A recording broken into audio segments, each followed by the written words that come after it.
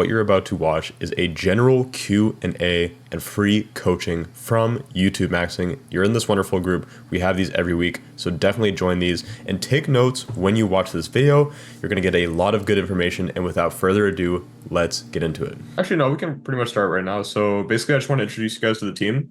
So Reeve is one of our YouTube strategists, and Yaz is also my business partner. So we just want to say, hey, we'd never honestly What's up? What's up, man? We'd never all been on a call before, so this is super cool. We've had this group for a while, so basically to set the precedence is that we're gonna be doing the Q&A, so we're gonna answer all your guys' questions. And without further ado, I mean, we can pretty much go. Is there a way to raise hands on Zoom? Yeah, there is. If they go to React, and then they can hit a raise hand. Oh yeah, true. Okay. Yeah, so whoever has a question, man, we can pretty much go from there. So just press that little react button. I don't know if you guys don't have questions or I just... No. Okay. I don't have a specific question and I couldn't find the hand raise button. I'm blind. Not literally.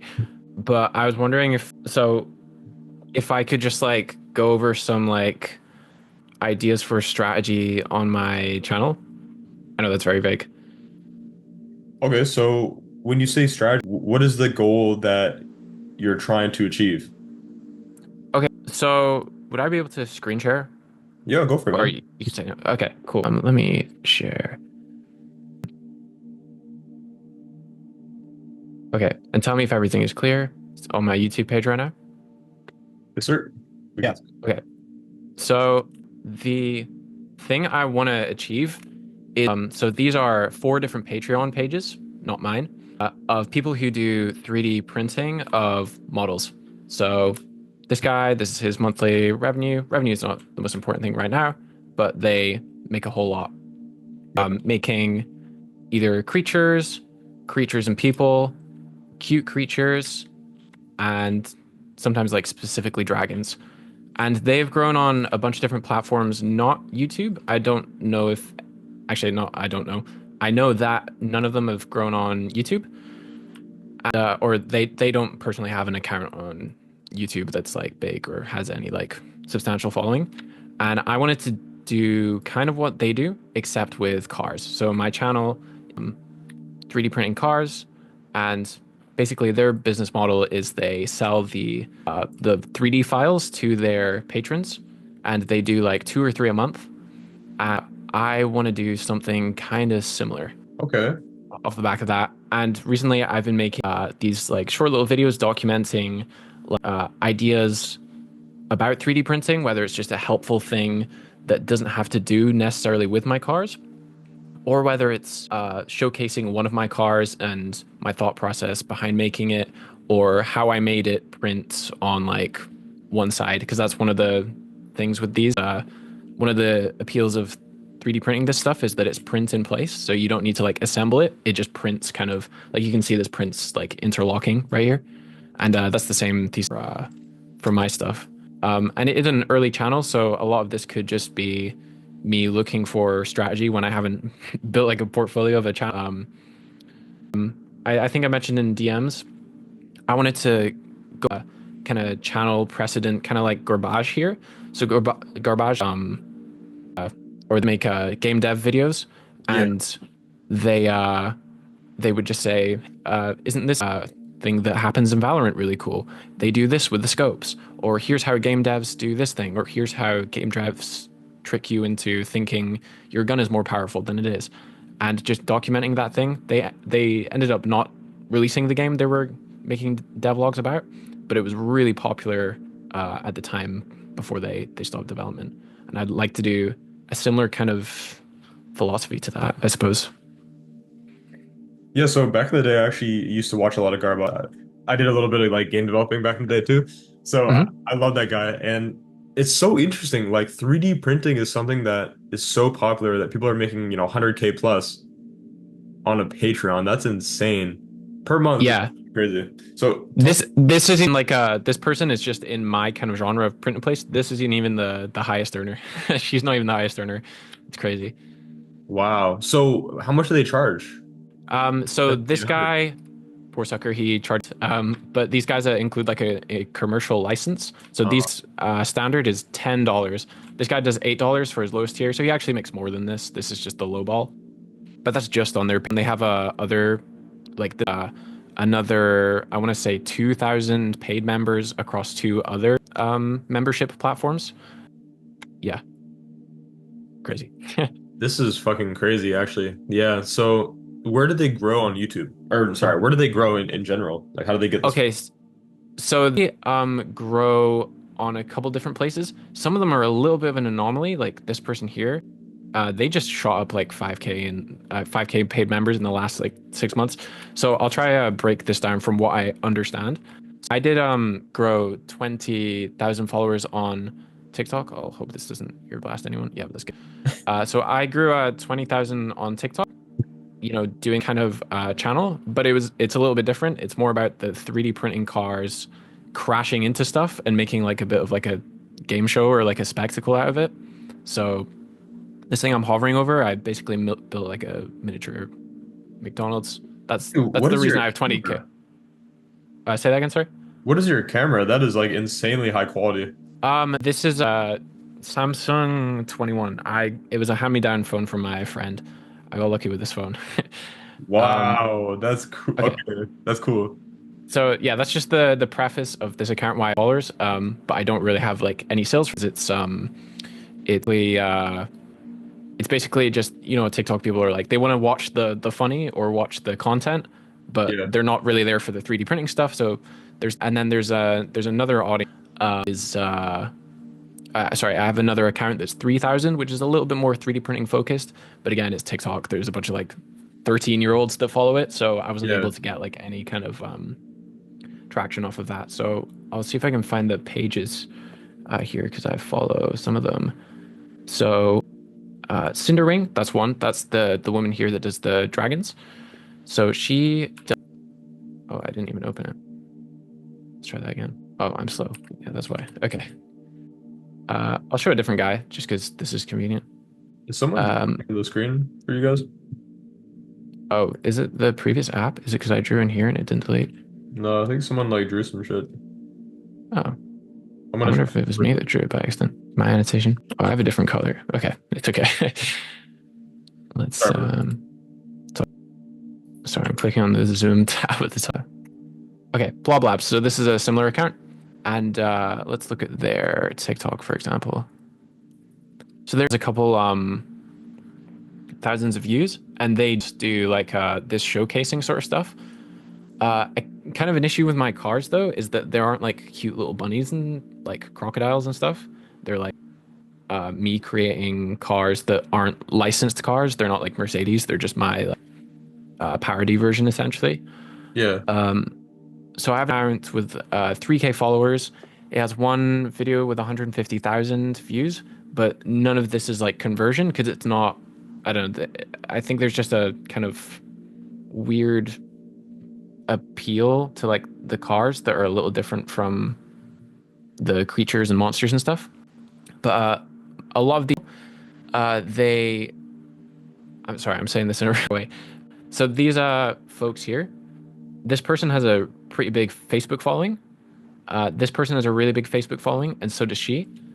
And their Instagram followings are kind of inverse. So his is the smallest Instagram, but the biggest Facebook. He has the biggest Instagram, but the smallest Facebook. She has like the middle one.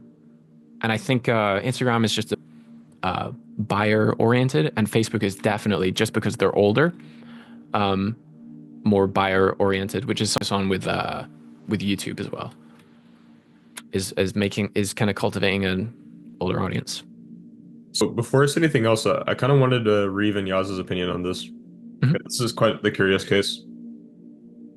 Yeah, so what I'll say is, I think there's a big opportunity for you to dominate YouTube since your competitors don't have YouTube channels. I am interested to see what they're posting on the YouTube channel. So I see Flexi Factory has a YouTube over there. If you could maybe see what's on there. And then we could also see what is your landing page, or where do you send your traffic to?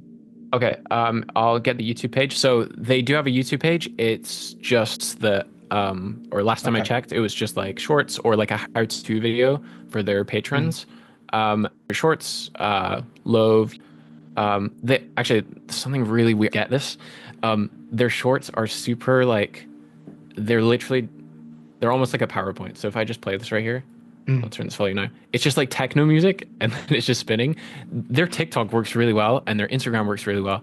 I don't know if they just got lots of traffic from Facebook and they already had a following or whatever, but it seems like the most like content where there's like not really any commentary. It's just here's products in front of your face. And their videos are like directly linked from their Patreon, 100 subs. They don't really seem to put anything in here. Sorry, I think you had another question perhaps as well. Yes, so I'd like to see, where do you send your traffic? That was right. So so I don't have a Patreon open. I wanted to just see people restore and have like people go there. So Cults 3D, that's what this site is. This is like the most popular site for 3D models. This is that Sen. This is her page. I'll take you to. I have a few cars here. They let you animate GIFs. I wanted to just have like a few products first and see which ones can sell. And you can see there's not like the craziest amount of sales. But yeah, if I haven't done like a big call to action to say go buy here, except on TikTok. But that's why I know TikTok has like very bad conversions. It's just I've said that a lot on TikTok and I've never said it on YouTube once, just because that's new to me. Do you get a lot of questions from your audience, like asking you a specific question? I can show on TikTok or YouTube. It's a little different. I'm interested in YouTube because obviously, like the shorts, in my opinion, I don't think it converts that well into sales because, like you said, it's just people that's like they're just scrolling through TikTok, and so they don't really have a connection to you. So I'm more interested in like YouTube comments. Okay, so the YouTube actually way. Let's see if I can. It's like it's usually on topic. Let's see if I can find one. Nice car. They're commenting about 3D printing stuff here, like a technique, like do I use this filament? Items that say, hey, can you make this specific car? Because I can't make a license. Yeah. So what I will say from what I'm seeing, I think honestly there's a big opportunity for you to dominate YouTube. And what I think you should do is ask your audience what they want. And so you can make a community post. I can send you an example. So if you DM me on school, I can send you an example of some of the people that I've seen do it, where you make like a Google Forms. You ask people, what would you like from me? Like ask them what do they want. People will tell you what they want. And then from that, you can decide to do that on your Patreon or to maybe sell on your Etsy shop or the shop store over there. So does that make sense? Yeah, that makes sense. I think you should ask them because right now you would just be guessing kind of what they want. And so if you just ask them in a form, I'm sure they'll tell you exactly what they want. And you can DM me afterwards. I'll send you some examples of like how to word it. Yeah. I'm writing that down right now. Yeah, okay, I'll keep notes there. Thank you for that. Yeah, interesting stuff. Interesting channel, honestly. And I think there's like a huge opportunity, just like Reef said. So I would say keep uploading videos. I mean, obviously there's no like magic silver bullet that I can tell you right now, but the main thing I would do if I was in your shoes, I look at these people making, almost 100K a month on Patreon and say, hey, I have such a big opportunity on YouTube because no one else is posting there. You can pretty much destroy. So what I would do is I would just keep making videos and keep kind of like iterating on those titles, because what I really like about these videos is the titles. So it's like, right, if you scroll down a little bit, the best hobby for your kid, or like yeah, I really hope this would like really target my audience. I'm glad you pointed that out. I really wanted something like this to appeal to like some 40-year-old, 30-year-old dude. Yeah, it's giving like a garbage vibes. Like I was looking at garbage videos and it's like, why I put a crack house in my video game. I know that video. I literally know that video. Yeah. Yeah, it's I watched that the other day. It's so like out of there. So I think the more you can kind of iterate and the more you just upload videos with these like wacky titles, one of them's gonna end up popping off in the algorithm, and then you're just gonna get a bunch of subscribers, and that's when you kind of cultivate that sort of fan base, and then they're obviously gonna buy from you later down the line because they're all into 3D printing.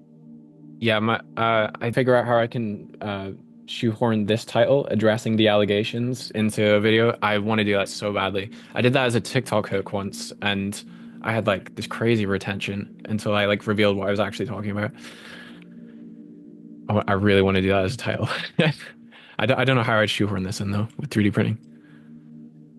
Yeah, definitely a tough one. Definitely something that you'd have to kind of like play around with, but this is interesting. So, okay, what I'm gonna do is, does anyone else have questions specifically? Because so we can go back to this in a bit. I do want to answer anyone else that does have a question. If not, we can just honestly go deep into this. Yeah, I have one question. What's up? Hello. Let's Oh see. yeah, Oh, can you hear Randy. me? You guys hear me? Yeah. Hey, Randy. Hey, what's going on, man? Good, good. Yeah, I had a question about pretty much the coaching space as far as posting to YouTube. Because I'm a like, online fitness coach, so I want to kind of get a little bit of insight on like how you would kind of get leads and clients from the type of content that I post from that. Okay, can you share your screen and show us your content? Yeah. Yeah. Let's see. Did I get it? Do you guys see the screen? Randy's screen? No. Oh, I see it now. It just appeared. So let me yeah, go just to got my it. channel. Yeah, so I just started the channel. It's like a fitness slash like self-improvement channel. So I just got a client like my fucking paid in full annual 5K. So I Okay, just want to know congrats. like, yeah, man. And he watched like this video right here, how to get under 15% body fat in 3 months. Um, so I was wondering kind of like the strategy that I should do. 'Cause I look to post at least every day. Like I do these card talks every single day. And then I'll do like a video like this with kind of like point driven, step by step PowerPoint kind of like educational content. I post like this at least like 3 times a week. And then I post like 3 shorts a day. So it's kind of like the strategy that I use right now. And just kind of want to kind of get an idea of if I'm going in the right direction or what should I do, thumbnail wise, idea wise, things like that. Okay, so I'm gonna like kind of list off the pros and then kind of give you Mhm. a strategy.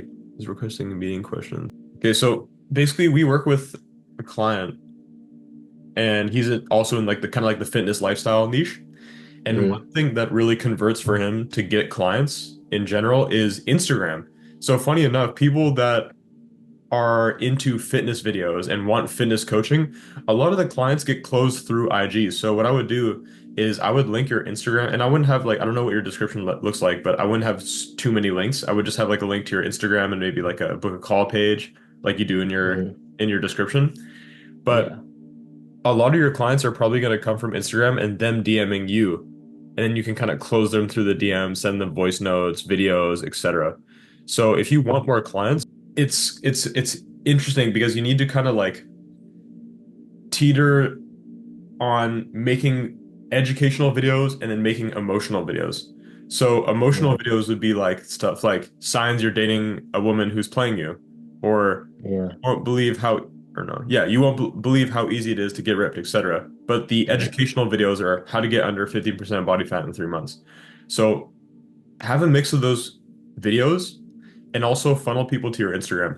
But I'd love Reeves' opinion and Yaz's opinion as well. Yeah, so Got it. what I'll say is because we kind of have a good process with the way we take on new clients and the way we get them to grow is that we do a lot of research.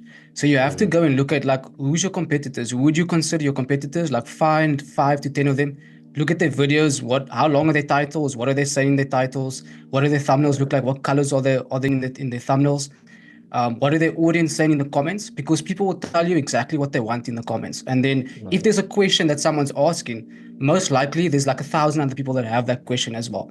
And so you can Right. literally get video topics just by reading comments. And then also try and go to communities where your audience will be because you can that they use, you can become like an authority in the space. So say for example, you join like a school community, you can Mhm. just answer their questions and you can also get video ideas from the questions that they ask over there. And then what I would do to start like for your next video is that we like to target search terms first. And so try and find search terms that there's not a lot of competition on, or the videos that are ranking for those search terms are very old, because then there's an opportunity for you to rank for those search terms. And then just make sure obviously that the search terms that you're using, that your audience are searching that they would actually like to enjoy that content, because when that happens, YouTube goes and finds the audience that is meant for it, the people that are searching those questions, and then it sends it to more people like that. And so you will just get a funnel of more people that are interested in what you have to offer.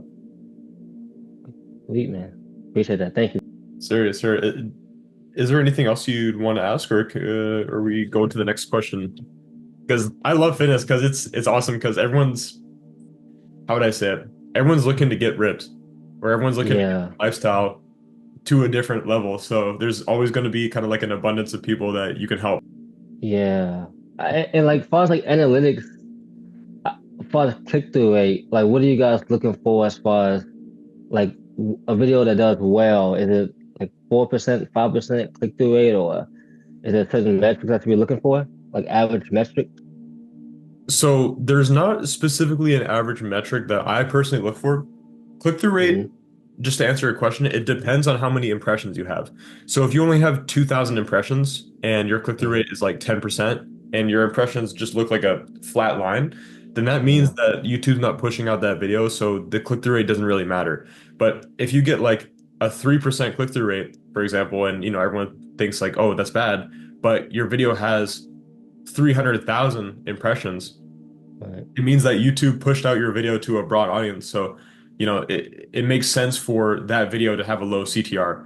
So, one thing I would kind of look for instead of click-through rate is obviously look at click-through rate, but one thing I would look for Hmm. is your graph. So, does your graph look like this? Does it look like this? You know what I mean? Or does it look like this? Hmm. All those Right. could be an indicator that something is either wrong or something is either right. Because whenever we get like a 1 out of 10 for our clients, we know it's going to be a 1 out of 10 because the graph looks like this. But when our clients show us like their past videos and they're like, what's wrong with it? What's wrong with the CTR? What's wrong with the impressions, etc. And the graph looks like this, then we know that there's something wrong with either the video, the thumbnail, the title, or even the idea itself. So hopefully that answers your questions. It's a very broad, it's like Yeah. it's a hard thing to understand, but once you grasp it, it's pretty. Yeah. Thank you, man. Appreciate it, man. That's all I got. Thank you. Yeah, no Thank you, worries. guys. No worries, no worries. Okay, so Bogdan had a question earlier. I'd like some feedback on the hook of this new video I just uploaded. So I'll check that out. Let me share my screen for you guys. Just let me know when you can see it. Yeah, visible. Perfect. Nice camera quality, by the way. Leads, Thank you. leads, leads. Everyone wants more leads, especially experts and agency owners. And without further ado, let's dive straight into it. So, you probably feel like, Okay. Okay, this is interesting. Because I really liked the way you started it, where you were like leads, leads, leads. I'm like, okay, this sounds like it. I don't know, the person, I'm just trying to think of it as like I don't know you. I'm like, okay, this guy has some sort of expertise and like knowledge in this.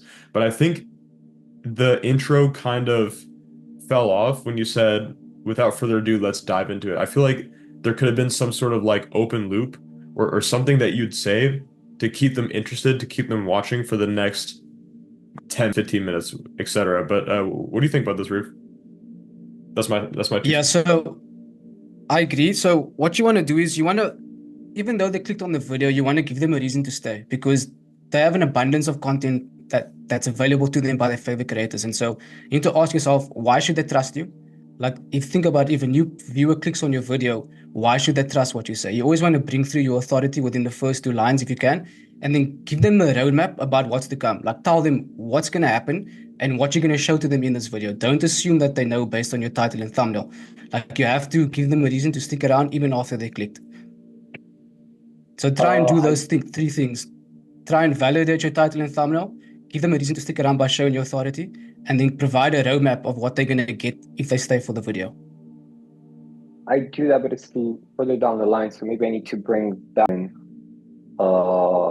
section in. Like, here's what we're going to be talking about. And I thought I was doing that by talking about their pains and problems first.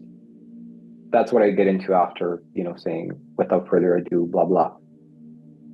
Yeah, don't leave anything to question. Don't leave anything to uncertainty. When you say things, make sure that they can understand it. Like, speak like you're speaking to a person that's in grade 5. Like, you want to literally hold them by the hand and tell them why they should listen to you. Yeah, but I think I'm confused in terms of the order of things. Like, what should I start with? Because the structure of video is leads, blah, blah, blah. You're struggling with this. Here's what we're going to be doing in this video. Should it be, here's what we're doing in the video, and then you're probably struggling with this, and that. And here, I also show the testimonials, right? So what's the right order to kind of for a hook?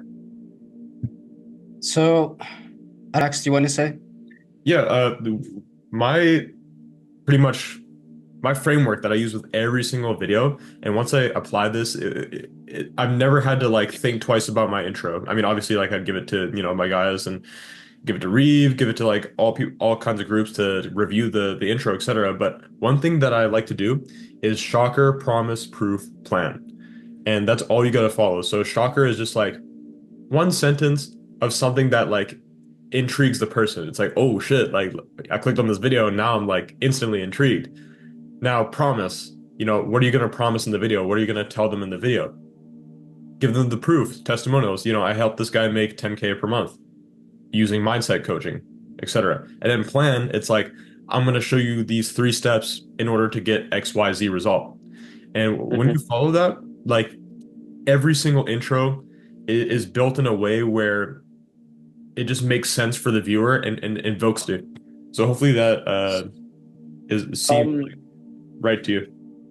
I'm still a bit confused. Like, what would qualify as a shocker in this video? Okay, that's a good question. Yeah, okay, so experts want 20 more leads this week. Watch this. So one thing that you could do for shocking people is just like negate a common belief. So let's just say, for example, oh, if you want 20 leads and maybe like this is, yeah, okay, let's just say that the main way to get 20 more leads a week is to DM people on LinkedIn. You could start the video saying like, look, DMing people on LinkedIn is not going to get you 20 leads a week. And that just shocks the viewer. It's like, oh, what is this guy talking about? And then you go into the promise. I'm going to show you how to get 20 leads a week with 90% less work. And if you don't believe me, I helped XYZ people do this. And in today's video, I'm going to show you the 3 steps I did to get 20 more leads per week, on a Monday instead of doing it 7 days a week. Something like that. So basically, to shock people, you just have to kind of challenge a belief. Okay. Proof. I did it for this client, or I did it for myself, and then plan. Here's what we're going to be doing in the video. Okay. Yeah, I can be filmed. I would note that out of those 3, especially, or if you have a newer audience, having authority or saying some sort of line of authority is the most important part. Because you can make everyone can make a promise, anyone can give a plan for the rest of the video, but why should they listen to you? So as soon as you make the hook point, you intrigue them, whatever it is, why should they listen to you? Why should they stick to the video? What have you achieved that others haven't? What is your unique standing point in the intro so that they can actually, listen to you? Because anyone can make a claim and say some weird shit, but the authority is the most important for them to actually listen to you. True. So and that needs to happen in every single video, no matter what, because you're always bringing in new people, and those new people don't know you, they don't know your authority, and so if you don't line, they won't listen to you. Authority line, could it be, hey, I helped these clients with this exact thing? Or is it something else? Revenue wise, hey, I've done this amount of revenue in this amount of days. I've achieved this dream want. Yeah. I've solved this problem without doing this thing. So it's shocker, proof, promise, plan. Correct. And that's the same formula that Alex Hormozy uses for his intros. And you want to cut as much as you can. One thing you did do really well was like jump into the value right away. You do want to into value like as fast as you can, but you also want those elements in your intro to keep them going. I'm so happy I asked for feedback before publishing. Thanks, guys. If I could add one more thing, just kind of adding on to what Yasmin said, was I would actually watch a bunch of Alex Hormozy's new videos and kind of be cognizant of like what he does in the first 10, 15 seconds of the video. Because that guy is a fucking master at intros. There was one story, and I'll just kind of bring this in to help everyone. I forget who it was, but he had flown out to record something for like a Facebook ad or something along those lines. It was some sort of like ad. And basically they did the video, they made it, and it didn't do so well.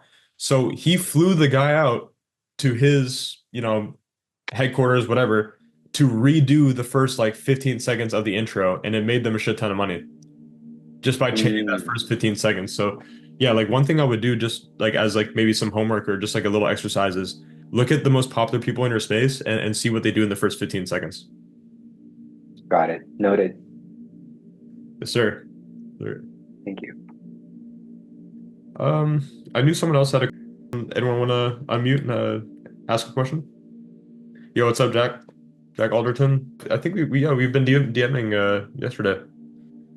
Pretty sure. Yeah, sounds. The next calls, by the way, guys, will have presentations teaching something over a specific topic. This first call was just to gather some questions, etc. And future calls will come with like a presentation going over something like either all in on thumbnails or a whole presentation of like how you can improve your intros, how to make CTAs, how to write your descriptions, the strategy of YouTube. Will do presentations on those topics. For right now, this call was just. Yeah, exactly. Tyler, if you're scared to ask it, you can ask it in the chat. But yeah, if no one else has a question, I think we can pretty much wrap it up. This is your What? Okay, I will just. You Yeah. said like there might be something else to explore. I would let Tyler go in first, of course, because he has a question. But you said about exploring like attacking onto the end of my thing with the Patreon stuff. Or unless you're making a comment about something else. Sorry, what was the question? I kind of got lost there. Or I thought you said something at the end before you moved on to someone else. I wasn't sure what you were gonna talk about, if there was something yes. else you. Yes.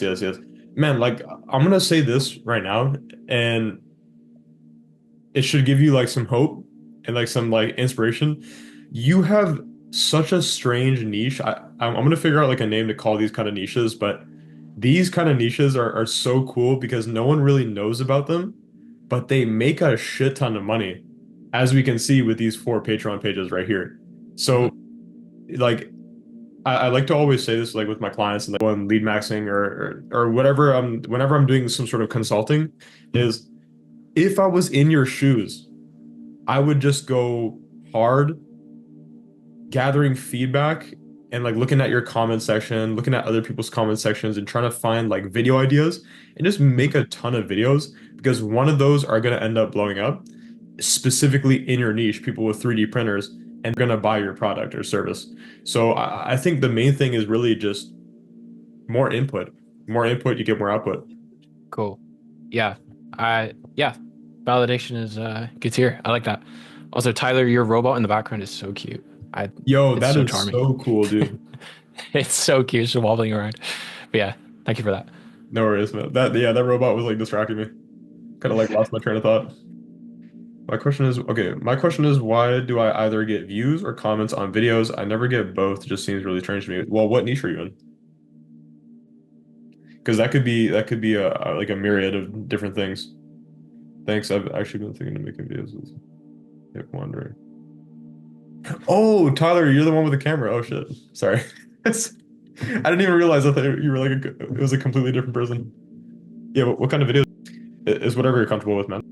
If you want, even you can share your screen and show me your channel. All right. So I did have like 3 years. Trying to figure out how do I don't use Zoom much, so I'm trying to remember like how do I get. Okay, can you see my screen now? Yes. All right. This is my 5th year of it. I'm still doing a little bit of gaming, as you can see. I just released that, but I'm trying to do more experience stuff and like talking videos, and they seem to be getting more attention than what my gaming videos did in the past. But just a weird thing I've noticed I'll just go ahead and show like this is how like it started out. And these are like new thumbnails. I started renovating the channel and then I stopped. So it's not like I started out making thumbnails like this. I mean, thumbnail leads where it doesn't really make too much sense. But just kind of curious on like I either get a bunch of views like this, or even just like 36 views or something on a or I'll get like 4 or 5 comments on a video that'll have like 5 views. All right. I'm just kind of curious on like how that works. Yeah. So, and I know my channel's very cluttered and weird with all of these tabs and everything. Right. Okay, so I'll preface this by saying I have retired from consulting with gaming channels, but your robot is really cool, so I'm going to help you out here. One thing I'll say, and it's actually kind of weird because I haven't like even looked at a gaming channel in a very, very long time. And it's kind of like interesting to put myself back in the mindset of like, okay, how are we going to attract people that are into video games? But the main thing that I see personally is that when you scroll down, especially, it's like the blue with like the green text. I think a lot of your thumbnails are kind of like similar. You know what I mean? I see that you've kind of been experimenting at the top. But one thing I would do, and this is kind of universal for any single niche, if you're in B2B or if you're in gaming or if you're in Roblox or if you're in like 3D printing, one thing that you can do is find videos completely different from your own niche and just like not even just copy the thumbnail, but kind of make your own Frankenstein thumbnail and take a bunch of these random thumbnails from different niches and mash them together only if it makes sense with your niche. So just to answer your question, the reason why I don't think you're getting views is because your thumbnails or the content or both or the idea. I think it's definitely both, but yeah, I just think it's weird how I either get views or I get comments. And that was before I tried switching from gaming to talking videos. Although speaking of the talking videos, I'm going to trying new experiment starting this Saturday where I'm going to do talking videos with him wandering like you guys have been seeing. Yeah. Because I haven't seen anybody else that has the robot do that. Anybody else that has a robot makes videos just about the robot. So curious how this is going to pan out. Well, when it was moving, I thought I was tripping for a second because anyways, no, it's cool. But yeah, like I would say it's a very broad question, and I'm gonna be honest, like I don't have like the specific answer. But again, if I was in your shoes, I would take a look at each and every single one of my videos and like list off the pros and cons and figure out exactly what was wrong with the video, and then just not do the things wrong with the video in the next video, and just keep iterating, keep getting better. So hopefully that answers a little bit. Awesome. I'm glad I could help just a little bit. Yeah, it's hard to like give you the magic bullet because I think from looking at your channel, it's a multitude of things. Oh yeah, it's yeah. I've messed up a lot with the channel, but I think that's part of it because I started it 4 years ago. I didn't know anything about YouTube, and I didn't expect to still be doing it 5 years later. I thought I was gonna do it for a couple months, and then that was it. Didn't think I could get anywhere, and obviously, you can see from that standpoint, it's like, well, I can get somewhere. Right. So now it's just more of being too stubborn to go to a brand new channel. Yeah. Right. Okay. Well, yeah. I mean, dude, thank you so much for your question. And yeah, does anyone else have any questions, or did you want to add on? I guess any other question I would have is, do you think by trying to switch niches, do you think that might work, or do you think this channel kind of just needs to be abandoned and I need to restart? I would say I was waiting for Lil Bro to jump out the door. Okay, so I would say that it just depends on your goal. Like if you want to make money, then you have to no, let me say this. Only switch a niche, only do the niche that you're really passionate in. Like don't just do a niche because you want to get views or you want to make money, because that's going to show in your videos, and then if that shows in your videos, then you're never going to get views in the first place, or you're never going to get the goal that you wanted in the first place. So the main thing to do is just do the stuff that you're passionate about and just continue to learn about YouTube. I think that's my advice for you. I would say. All right. Yes, sir.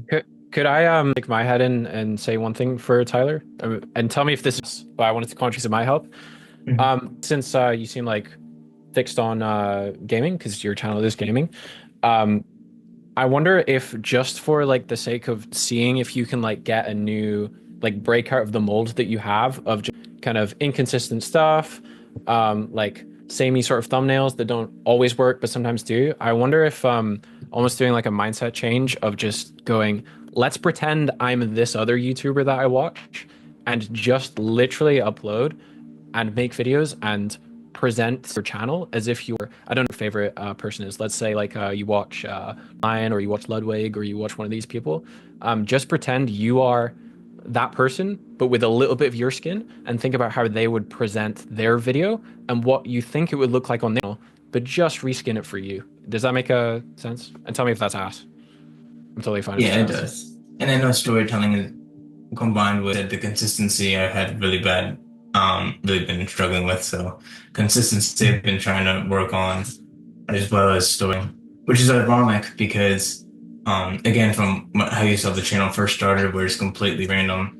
I think that's why my channel grew at first, because a lot of people have told me your channel should not have grown to 400 in the first 2 years, but somehow it did because I have a background in storytelling. So it's kind of ironic how my strong suit ended up being my weak point.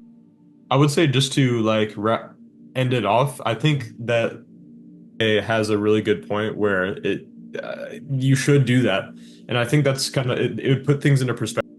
But yeah, does anyone else have any questions before? Really good advice.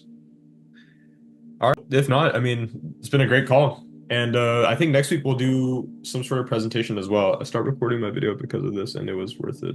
Nice. Okay, Philippe, awesome. That's sick. So next call, we'll have some sort of presentation, and we'll talk to you guys soon. Thank you. Take care, guys.